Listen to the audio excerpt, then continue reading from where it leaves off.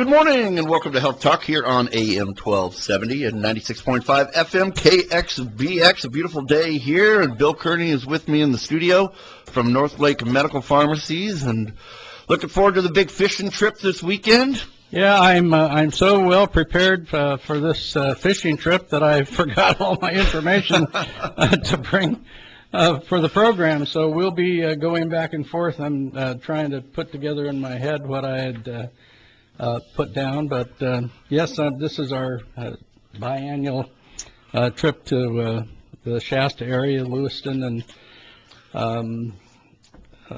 what's the other lake up there? Anyway, we're on Lewiston Lake, and excuse me, we leave tomorrow morning at 6:30 and get up to that area early afternoon or late afternoon, depending on how many stops we make in between. And it looks like it's going to be gorgeous weather up there in the mid-70s during the day and 40s at night. So wow, that sounds nice. We're looking forward to catching some trout. The board of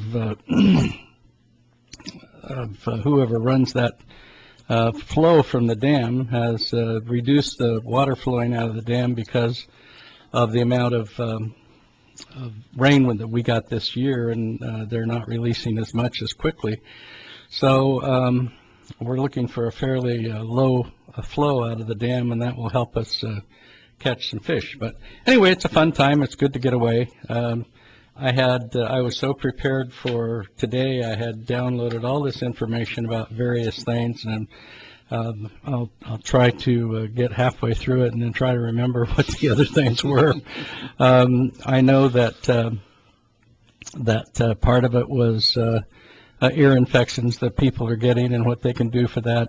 We had some issues on sunburn, and we're starting to get people now that have been out in the sun and just not realize the intensity of what that sun can do. And we really haven't had hot days yet. So, we'll go over some of those things to protect yourselves from the sun. And, of course, the big thing is sunscreens. And I was talking to one of our prescription customers yesterday that had a chunk cut out. And I saw my dermatologist last Monday, a week from Monday, and had the same thing. And this guy says, we grew up in being outside all the time. We didn't.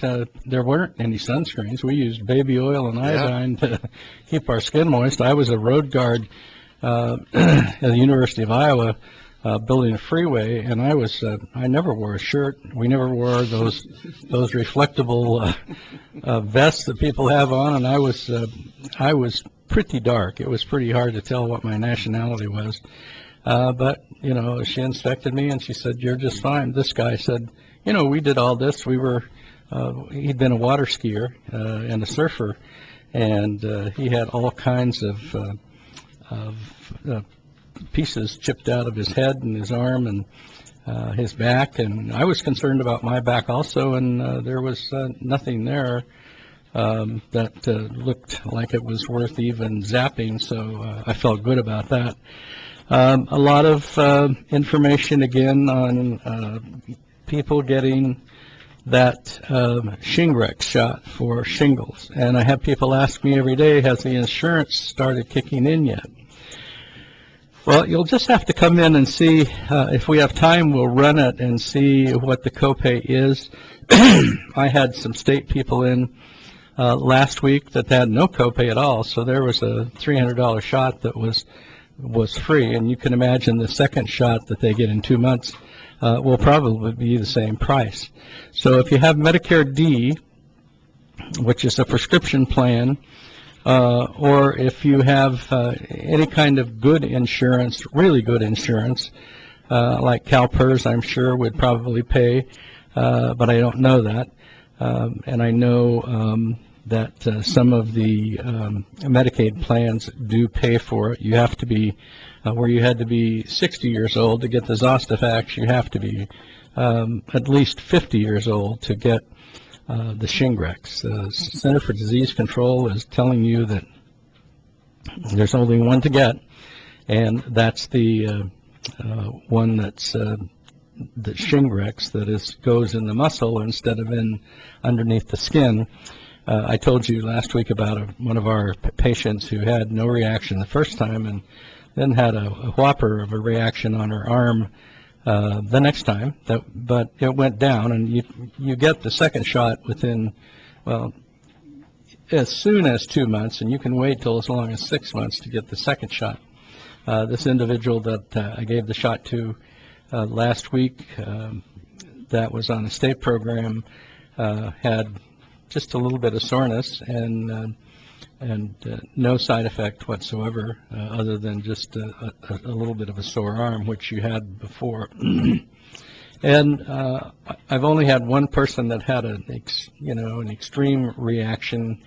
We wouldn't call that an extreme reaction 5 years ago, but today we're so more cognizant of what side effects can be of medications and those kind of things that we forget sometimes what a real side effect of a medication is. I did have a patient come in on Monday that had an anaphylactic reaction, which means a life-threatening, not to the vaccine, but to another either drug or food, and had an EpiPen, and he made it through.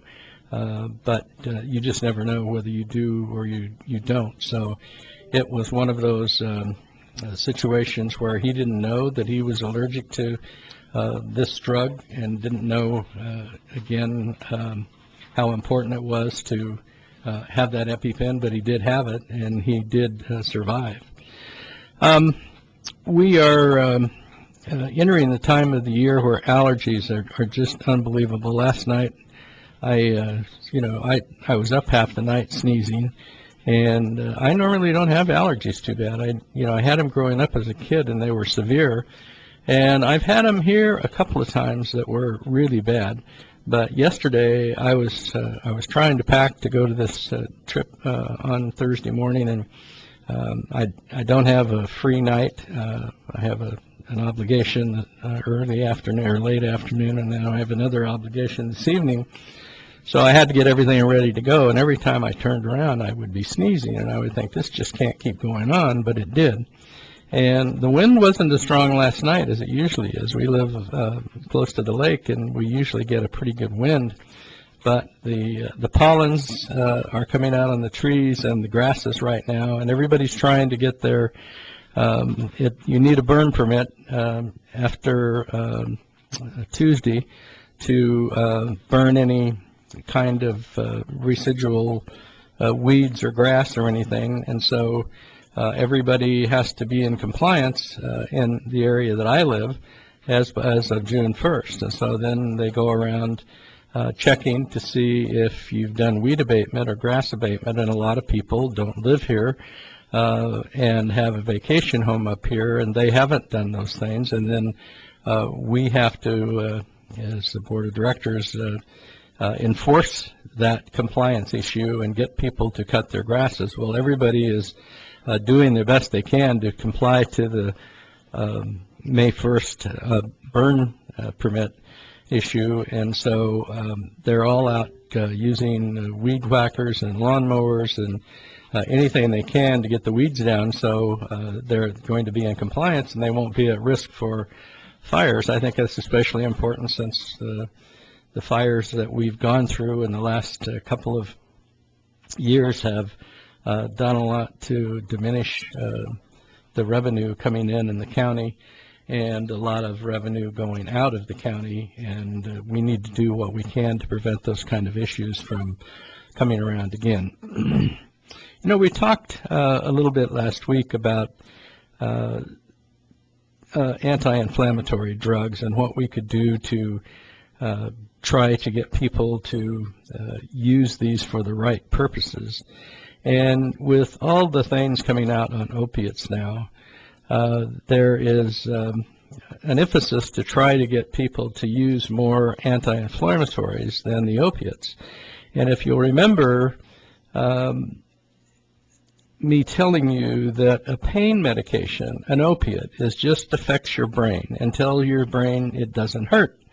When you stop taking the opiate, the hurt comes back. Now, it may not be the hurt from your original injury years and years ago, but it's probably the normal wear and tear of what you've been going through, because as we age, our joints become stiffer.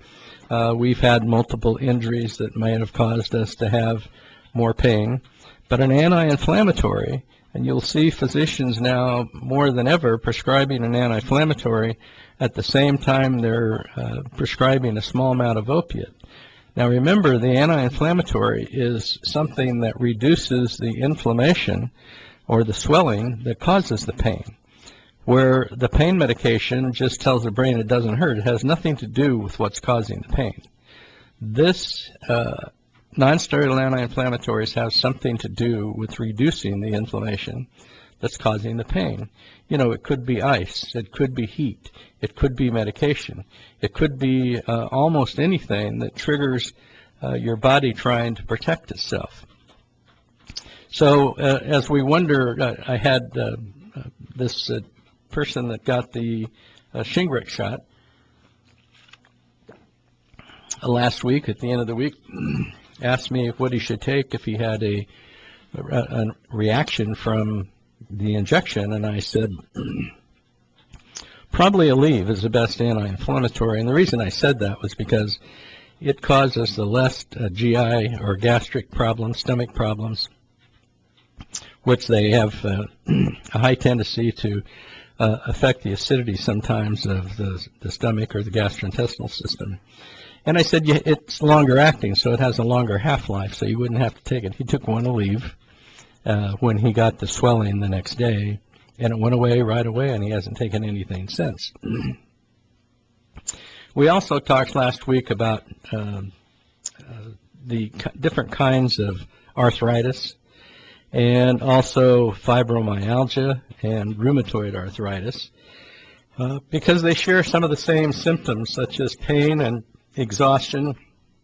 If a person has both conditions, they may be difficult to separate. So although they're unrelated and have different causes, some people have both of them. So while many natural remedies are similar, medical treatments for these are usually different. You probably would do well to listen to see what the differences are in these, and it's got actually a little more complicated through the years, not to identify rheumatoid arthritis, but for fibromyalgia. And fibromyalgia usually causes pain and stiffness and tenderness in the muscles and the connective tissues throughout the body. The rheumatoid arthritis tend to cause pain and swelling and tenderness in certain joints. There are symptoms that they share, and that's pain in various parts of the body, pain on both sides of the body, a stiffness that is worse in the morning or after long periods of pain. And I'm telling you, these could be some of the same symptoms of osteoarthritis too. Chronic exhaustion, that's where we start getting different between osteoarthritis and rheumatoid arthritis. Reduced mortality and range of motion in muscles and joints, and depression and anxiety. And I can't tell you how much both of these diseases cause people to get depressed, because unlike a lot of diseases that are modifying, these diseases don't go away, but you can modify the result of them getting worse quickly by doing certain things. They have different causes. Fibromyalgia, and we never even heard of fibromyalgia until maybe 10 or 20 years ago, is a chronic neurological, that means a nerve condition, and that means it affects the nervous system. So it changes the way that the brain and the nervous system processes and interprets pain. Now, we're already complicated enough as individuals, because what we've said in the past is, Mrs. Jones, you may say this pain you're having in your right shoulder is a 10 on 10, and that means it's the worst pain that you can register, and that's part of what got us in this trouble. And Mr. Jones, who has exactly the same thing, can say it's like a 2 to me. So Mrs. Jones would get a higher amount of opiate or medication, and Mr. Jones might just be okay without anything. So, so when you get a really condition that tends to have amplified pain, and an everyday injury like a strain, or just think of some of the things these athletes get, you could have, it could be, if you have fibromyalgia, it could be a lot more severe. Rheumatoid arthritis is an immune system disease where the body attacks itself, and it causes the immune system to harm the synovial tissues, the joint tissues, which line the joints, and leads to inflammation and pain. And then over time, it can cause permanent damage to the bones and connective tissues to the joints. Inflammation may also spread to the lungs, the skin, and the eyes. If you look at somebody that's had a severe case of rheumatoid arthritis and it's in their hands, they have these knotted knuckles, and their hands are almost clasped together where they can't lay them out flat. The medical community doesn't believe that fibromyalgia causes inflammation, but recent researches indicate that it may induce a type of inflammation that's not detected by routine blood tests. And no evidence suggests that this inflammation causes joint or muscle damage like rheumatoid arthritis, and there may be visible changes, but one of the things that I had heard in the past and hear from patients that have fibromyalgia, they have certain pain points, widespread trigger points that may feel like a hard knot and causing radiating pain. And I used to think there was only about 4 of those or 8 of those. Now they find out that there is 18 to 24 tender points in fibromyalgia associated with the conclusion. And you can almost chart this on a chart without even seeing the patient, so the physician knows exactly where to go find those points. If you have fibromyalgia, your skin is going to feel like it's sunburned, and there is tissues of the thighs and the torsos and the buttocks and arms and backs and back of the head that get that pain. And the more widespread pain that impacts more than half of the body at one point. I've seen people falling asleep that were on fibromyalgia from just walking, just going down the hall and falling asleep.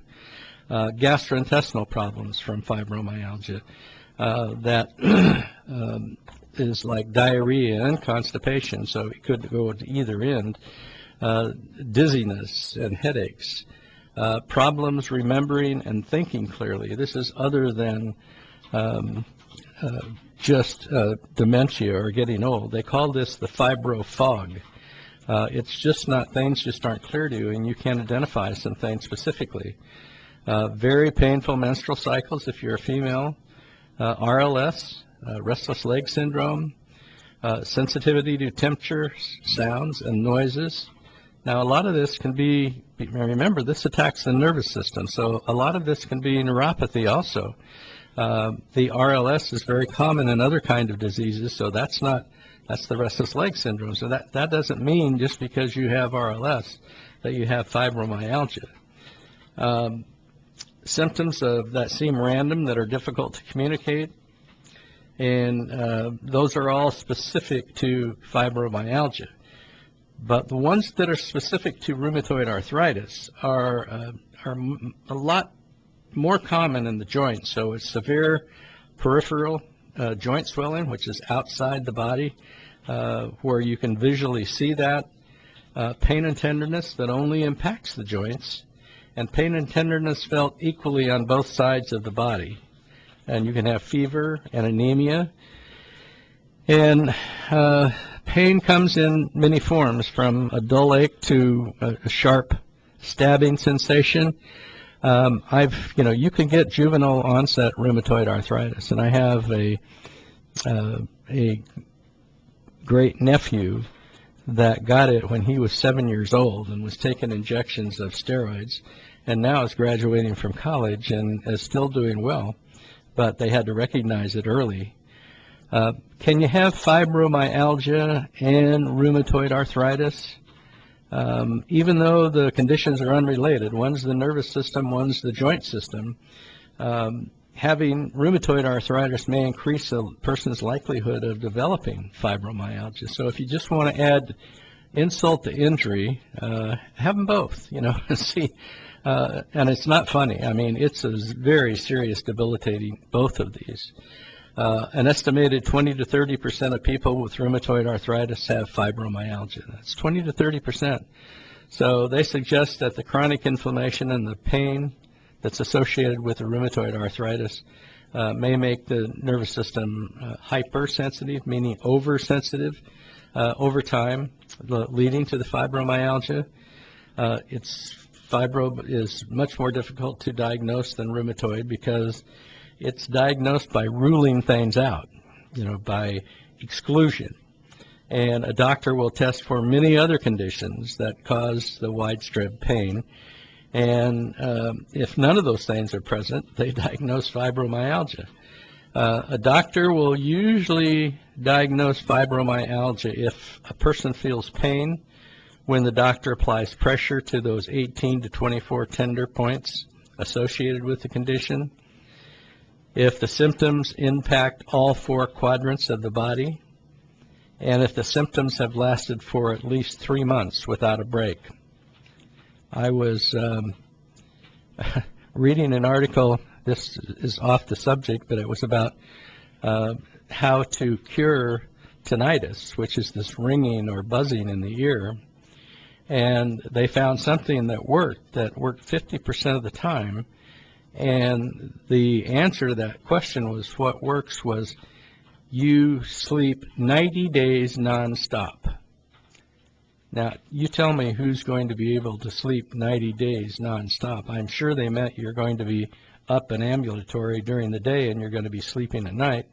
But, Paul, when you were sleeping a lot, did you ever sleep 90 days without waking up? No, but I probably could have. Yeah. But yeah, no. No, just passed out. And Yeah, no. But I thought, and this was in the Mayo Clinic newsletter, and it said, how to stop tinnitus, and it said, this is actually working, and so you have to sleep 90 days nonstop, and 50% of it will disappear to the point you don't have any kind of buzzing in your ear. So think of that if you ever feel that again. Start getting the buzzing. Yeah.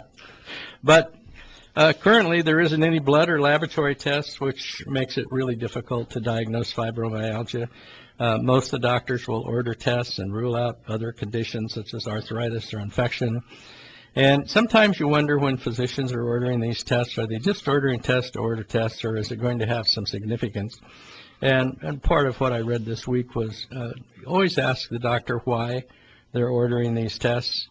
And we'll go over a couple of those that are in the cardiac area when we break in a little bit, and we'll come back and talk about that. But if a doctor suspects rheumatoid arthritis, they'll refer the person to a rheumatologist. And actually, my wife has had a disease that is not curable, and we ended up going to CPMC and we're diagnosed down there.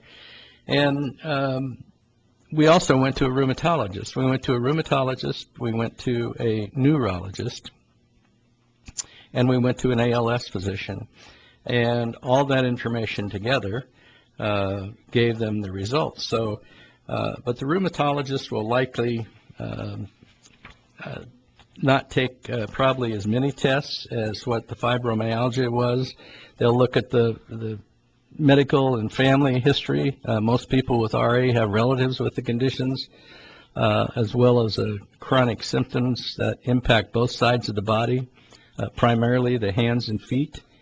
Blood tests. Many people with RA have signs of inflammation and certain antibodies in the blood.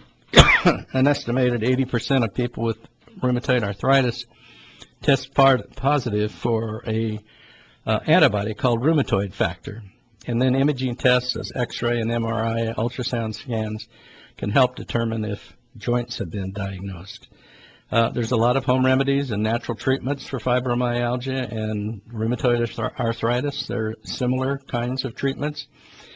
Because the conditions have separate causes, the medical treatments are a little bit different. No medications are formulated to treat fibromyalgia, though the FDA has approved the use of some to relieve symptoms.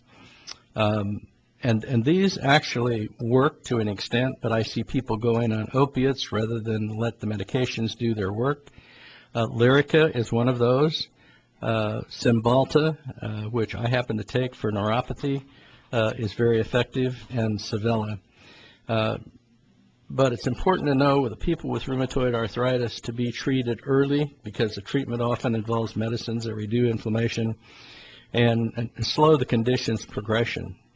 We call these disease-modifying drugs, like Humira, Remicade, methotrexate, common medications that really help. Non-steroidal and anti-inflammatory drugs, of course, steroids, that was our first choice many, many years ago, and endological response modifiers. So, and there's also home remedies that kind of work. Rest when you're having the flare-ups, and same way when you're having the problems with falling asleep. It often helps to rest the affected areas, and some people finding relief by elevating the joints or limbs. I do. I have one of those chairs that has a lift mechanism, and I elevate my leg at night when I go home from being on their legs all day long. Stretching, and many people don't like to exercise, and many of those symptoms can cause people to avoid exercise. So gentle, low-impact exercises that focus on stretching and strengthening muscles. We go to Hawaii once or twice a year, and we have a timeshare over there. And in the pool, there is a therapist that teaches you exercises to do in the water. And strangely enough, they don't hurt if you're in the water, or they hurt less. Now, it might hurt when you get out of there, but that's one of the ways that I've convinced my better half to exercise, is being in the pool, because it doesn't hurt so much. Of course, there are foods that cause inflammation and can improve symptoms of both conditions. That means the intake of saturated fats, sugars, and meats, and alcohol. Hot and cold therapies, like I said, it could be a heat pack that you put on, or it could be an ice pack you put on, whichever works. Over-the-counter, non-steroidal anti-inflammatories, these ibuprofen and Aleve are the same strengths as some of the ones that are required on prescription, and much less expensive because they're generic now. Relaxation and mindfulness to improve the chronic pain and inflammation. Focus on not the pain, but focus on the relief of the pain, and then stay positive. It's really easy for people to have these chronic conditions and let them weigh it down. We were at a friend's home the other day that's experiencing some health problems, and we got ready to leave after dinner, and we just thanked them for their gracious hospitality and what wonderful food we had, and how good it felt to not be challenged so much. And they lived in a beautiful house that right on the lake, and has been there for a long time. And we said, thank you for everything. And the gentleman said, well, thank you. And he says, you know, I got out of church this morning and I felt just wiped out. I just felt like I couldn't go anymore with all the conditions I have. And then I see you two and what you're going through and how positive you are about life. And he said, I just realized that I didn't have it so bad. And I think a lot of us get in that frame of mind that, especially when you get older and you know you have limited time left, and it seems like you have no quality of life, and you wonder if it's really worth battling it all that much. And, you know, it really is. It is, as long as you can have hope, and as long as you can get some results that are making this less damaging on you, both mentally and physically, there's hope for all of us. So the outlook on fibromyalgia and rheumatoid arthritis, such as pain, stiffness, fatigue, and decreased mobility. They'll differentiate between them after taking a detailed history. They both cause chronic pain that can be difficult to live with, and they can impact the way you have a mood or interfere with your activities. Some people benefit from prescription medications. Severe fibromyalgia and rheumatoid arthritis can become disabling. However, making changes to lifestyle, using over-the-counter medications, trying alternative therapies often reduce symptoms and make it livable and make you capable of living with it. Speak to your doctor if you have anything that looks like it might be that, and at least diagnose it. Some of those medications can help. We're going to take a break now, and when we do, we're going to come back and talk about elevated cardiac enzyme levels. What do they mean? And you'll understand what we're talking about when we come back. Many patients with chronic pain end up taking pain medications from many different physicians. Hi, my name is Bill Kearney, pharmacist and owner of Northlake Medical Pharmacies. Each of your doctors may not be aware of the medications prescribed by other doctors, and the result is an increase in the risk of side effects that don't necessarily come with better pain control. The drugs are usually prescribed for pain and for a short amount of time, but the length of time can get lost in the shuffle. If you're taking multiple medications, sit down with your pharmacist and review all of them, not just pain medications, but all your medications. Ask us about our medication review program where you bring all your medications into our pharmacies.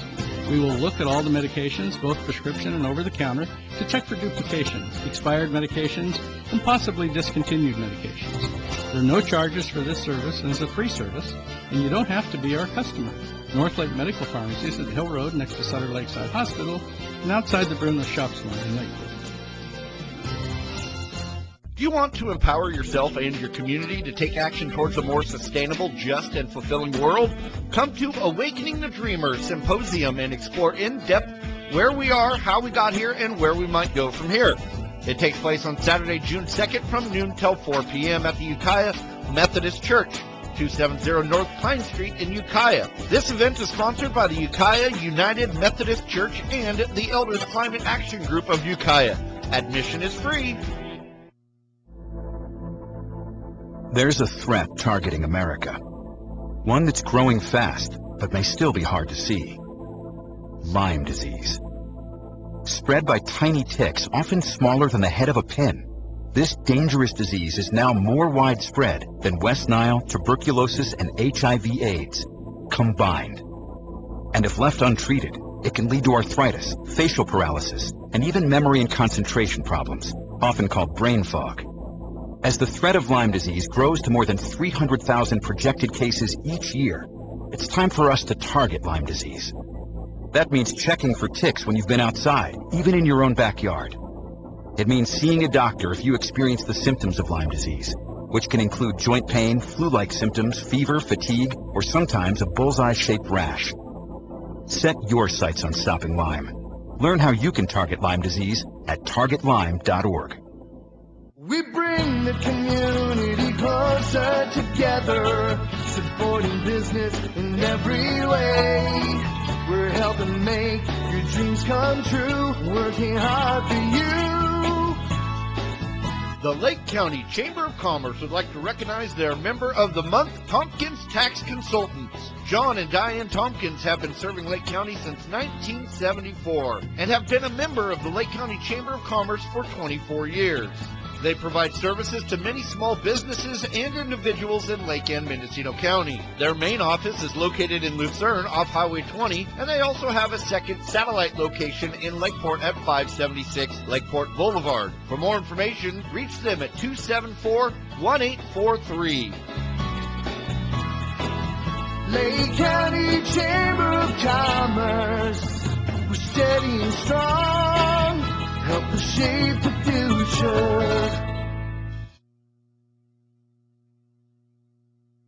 All right, Bill, we're back. Well, you know, a lot of people end up in the emergency room because they feel like they're having a heart attack. And you will, they will call your doctor at the hospital and say, run a cardiac test. And we don't know what those tests are supposed to show. If you just run a test, it doesn't necessarily show that you have a clot. But when the heart suffers an injury, such as a heart attack, it releases certain enzymes, and those are biomarkers that tell doctors when somebody's heart is damaged.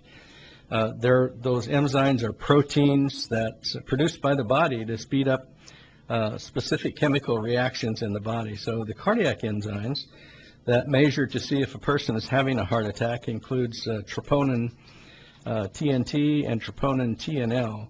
And both of those types are commonly checked because they're the most specific enzymes to a heart attack. I used to have a very good friend that was a cardiologist, and we went on vacations together, and we were, our wives were good friends, and whenever he got called, he wanted to know if they'd ran a troponin test, and if they had, what were the results. Now, that didn't, in the beginning of our friendship, I never heard him use that word. It was about halfway through that I finally was curious and looked it up. But they may also check the levels of creatinine phosphodiesterase, which is a CPK, and myoglobin in some situations.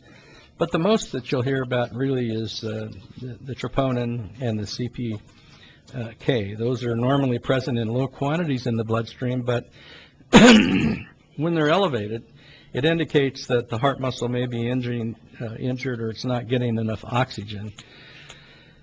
And a cardiac enzyme test is a test that measures the enzymes in the blood. Now, that doesn't take a brain surgeon to figure that out. A technician will insert a needle into your arm, and then they'll draw a sample of blood, and then they'll send that sample to the lab where it'll be analyzed for the cardiac enzymes. So people that undergo one of those cardiac enzyme tests don't need to fast or undergo any special preparations. That's why it's so notable when they have a condition that comes into the hospital. They can just draw a sample of blood. They'll send the sample, and then people undergoing a test don't have to prepare, like we said, then there's almost no reason not to be able to run the test. They often order this test in an emergency situation when they suspect a person may be having a heart attack, but that's not the only thing that elevates those enzymes. That can indicate if someone has had a heart attack, and the levels of troponin are normally so low that you don't even find it in the system. So if it shows up, they likely have had a heart attack or an injury to the heart. And those also can help the doctor assess the level of the damage caused by the heart attack. So the more troponin you find in the blood, the more damage the heart generally has. Doctors and scientists measure troponin in nanograms, which is a very small quantity. And the more nanograms per milliliter found in the blood, the higher the likelihood of a heart attack. It may come back normal if the test is performed too soon after an injury. Doctor will generally repeat that test after several hours to see if the result is the same. And there's a few other factors that may cause cardiac enzymes to elevate besides just having a heart attack. They can include pulmonary hypertension. That means high blood pressure in the lungs, and that's very, very serious. Tachycardia, where the heart beats faster than normal, and many of you have been on drugs for tachycardia to slow the heartbeat down and make it in a regular rhythm. What happens with tachycardia, the heart pumps so fast it doesn't have time to fill back up full of blood before it goes off again. So when you're not pumping oxygen in blood, then you're getting low on the enzymes that are prevalent. So a pulmonary embolism, that means a blockage of an artery that's in the lungs, is very serious. Kidney disease, congestive heart failure. You'll remember a lot of these names because you know people, either relatives or friends, that have had that diagnosis. Weakening of the heart muscle, injury or trauma to the heart muscle. That's very common in car accidents because you go up against that steering wheel and those bags inflate. And sometimes when you're in the car and those bags inflated, although they saved your life, you'll feel like you were hit by a Mack truck anyway. Exercising too long, can cause the same thing. A swelling of the heart muscle, as well as the weakening. Open heart surgery, cardiac stenting, and that's when you put a stent in to open a blood vessel so the blood can flow through it. This stent that they put in has wire reinforcement in it, and some of them are medicated stents, so that occlusion doesn't happen again. Sometimes you have to have those stents replaced, but it allows the blood to circulate through your heart to the other parts of your body, hopefully on a more permanent-like basis. And the ablation is when your heart is just going nuts again, and you have what they call AFib. And they go in with a radioactive sensor, and they look for the electricity in those in the heart that's causing the heart to beat periodically. And they go in and they traumatize that to the point it's almost like getting a paddle on you when you've lost your ability for your heart to pump. So you go in there and get the heart back in rhythm, and sometimes you have to do that 2 or 3 times to make it effective. I know a lot of patients that have had ablation therapy, and most of them did just fine, but several of them had to go back 2 or 3 times to have them redone. I'm not a physician. I can't tell you what's wrong because I don't look in there and see. Where when I was helping in surgery overseas, it was something a little more emergency-minded than some of these things, and then these people's life were on the line at the time. And the doctor will likely order other tests in addition to the enzyme test, because other factors besides heart attacks can cause high cardiac enzyme levels. And the tests may include other blood tests. It may be an EKG, may be an ECG, an X-ray, an angiogram, a stress test, a CT scan. If the reason that you're having the elevated enzymes is not a heart attack, a doctor may treat whatever condition it is causing them to be elevated, but they need to find out what it is. They also may suggest that a person makes a lifestyle change to keep the heart working as well as normal. How many people that I know, and you've been listening to me, most of you, for a long time, that I tell diet and exercise, diet and exercise, diet and exercise, diet and exercise. Whether it's diabetes, whether it's obesity, whether it's asthma, whether it's high blood pressure, any of those things that are functioning within the body and are out of control can cause you to affect your heart one way or the other. So they want you to be healthy first. And if you're not going to maintain healthiness, then it does us little good to dispense you more drugs that are supposed to help you. We had a patient, and this happens all the time, somebody comes in and says, just refill all my medications. Well, what medications are they? I don't know. I don't know. Just fill them all. Well, you'd think that I, as a pharmacist that owns my own business, would just be delighted when somebody says, come tell them all, fill them all. But some of those have been discontinued. Some of those are out of date. Some of those were only temporary prescriptions. And I don't know that because doctors don't write us when they discontinue a medication unless they're prescribing something else in place of it. So as we try to get into the healthcare business, it's a lot more difficult for us because we don't have all the information. And the insurance companies are now telling us it's our business. We're supposed to know. So when you get a prescription for a benzodiazepine like Ativan or Xanax or Temazepam, or you get a opiate drug, we're going to ask you, what do you take it for? And you're going to say, back pain, leg pain, that isn't good enough. We need to know exactly where that pain is. The Drug Enforcement Agency wants to know, anybody can come in and say, I've got back pain. We all do. 80% of us have back pain as we get older. And we live with it. take a little bit of ibuprofen or Aleve and we're good to go. Others, it's more chronic and more severe. But unless you can tell me exactly where that pain is and what it's originated from, and I don't remember if I told you this last week, I think I might have, an individual came in and said he had pain in his left hand. And I said, I need something more specific than that. And he wasn't there, his wife was. And I said, this is an awful lot of medication for just left arm pain. And she said, he completely broke every bone in his hand. And some of them have been fixed and some of them haven't. It's been over 2 years, and it's all workman's comp. I understood immediately what was going on, and it didn't seem like too much medication at the time because they kept traumatizing him by doing surgery on part of his hand, and then they'd let the other part go, and then they'd do more. So, you know, there are medications that doctors can prescribe for a person who's had a heart attack. The first one is the thrombolytics, the thing that has to be injected within 3 hours after you get into the emergency room. You get that drug in them, and it dissolves the clot. And they're just fine. Several $1,000s for that drug, but it's life-saving.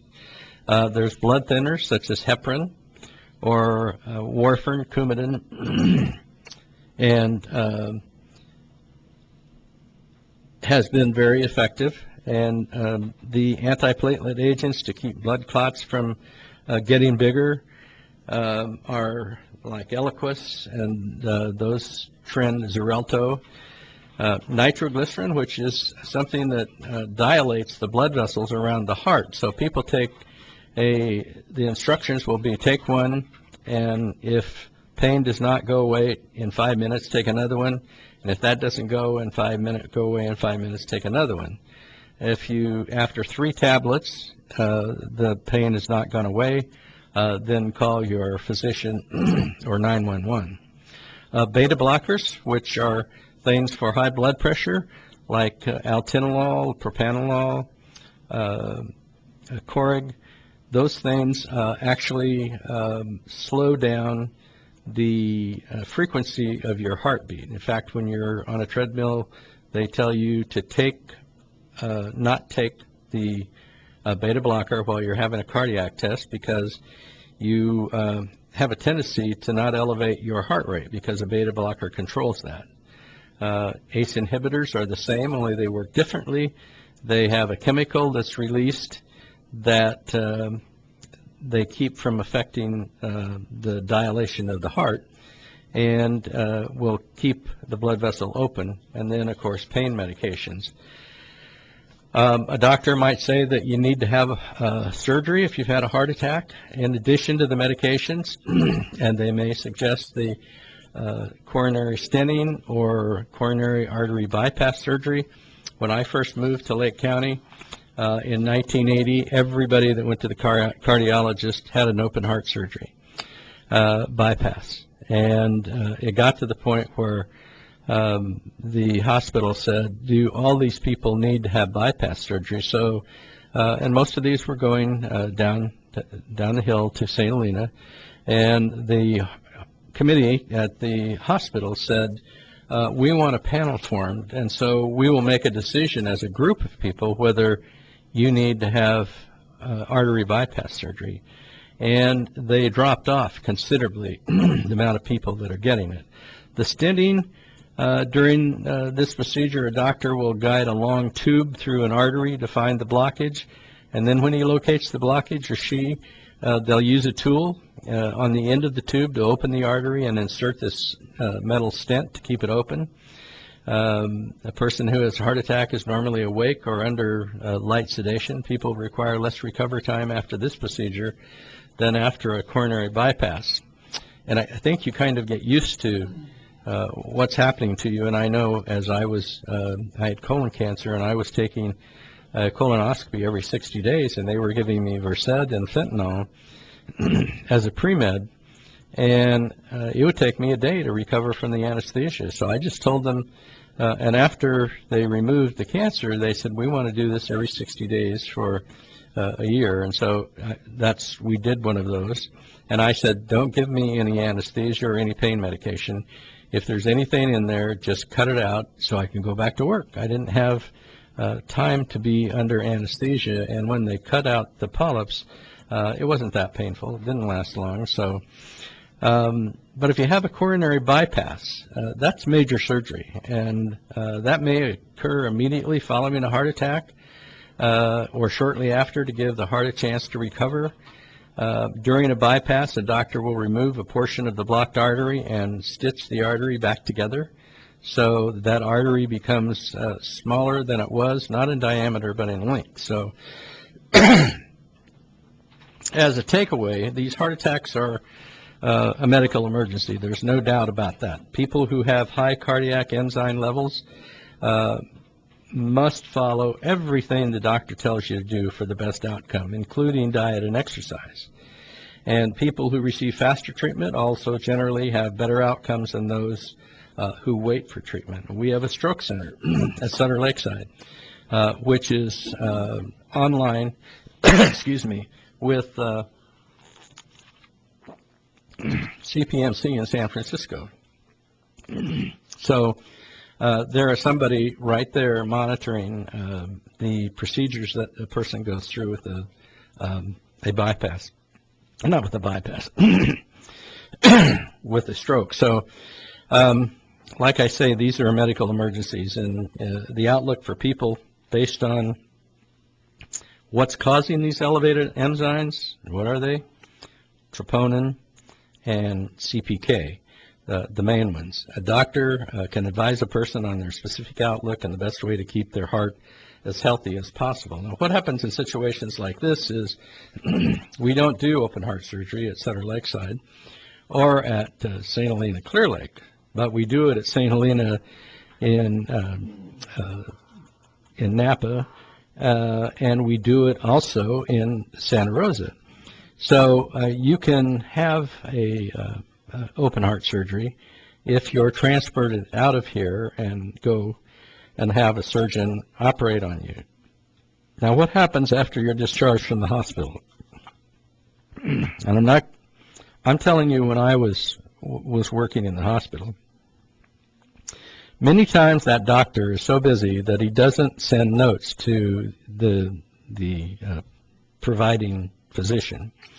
And so the physician that's your normal physician doesn't get all the information that occurred during that heart attack or stroke. So then I think with the HIPAA laws now and with some of the new electronic equipment, they are forced to send that information to you. And as pharmacists, we don't get any of that. So you come back to your primary care doctor, and then we end up getting a new prescription, and we don't know if they told you to not take the medication you were on before, or this is to be added to the medication that you take now.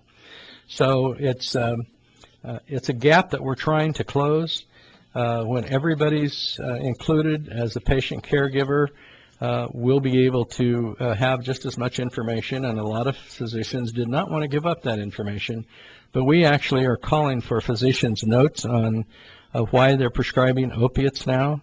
And I just want to remind you that I know that it's hectic out there, and I know when you come in the pharmacy, it's not like it used to be. We have new people waiting on you. We have new people we're training. We're doing a lot more prescriptions than we did a year ago at this time, even than we did 3 months ago. So we're training new people to do these things, and if it doesn't feel quite as friendly as it used to feel, it will. Just be patient with us. We're getting all your prescriptions in the computer, even if it's not an opiate. So when you call us and we try to fill it, we are doing it correctly and within the law. So we want you to know that we've been where you were before, and we don't want us to become what our competitor had become, and you have to wait forever to do your prescription. If we do make you wait, it's because we have to, because of the law, if it's a pain medication or a benzodiazepine like Ativan and Xanax. So it's not intentional. We're trying not to give you a hard time. we are very thorough about qualifying you to get the medication as soon as you can, but you have to understand there will be a day when the opiates are no longer going to be here, and you will not be addicted to them anymore, and you'll be able to have some quality of life without the use of opiates. Remember, the opiates don't do anything to treat the reason that you're taking them, except telling the brain it doesn't hurt.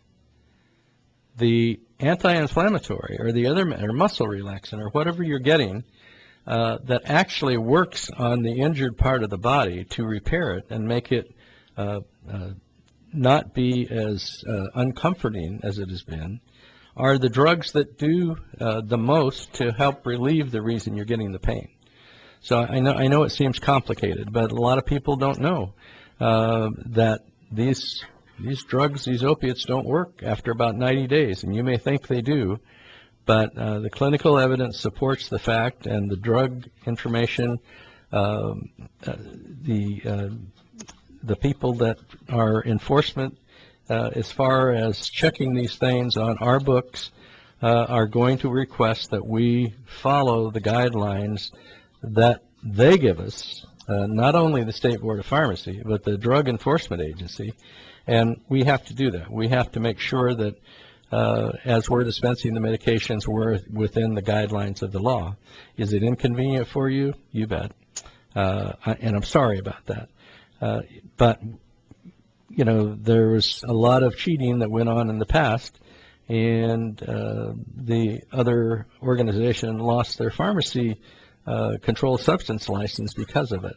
We're not going to put ourselves in that same position. So give us a call.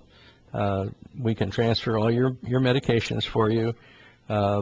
We can't fill them early, and we won't fill them early, but we want to keep you as a customer, and we want you to be able to come in and people like Heidi, who used to work there, say, hi, Dana, how are you doing?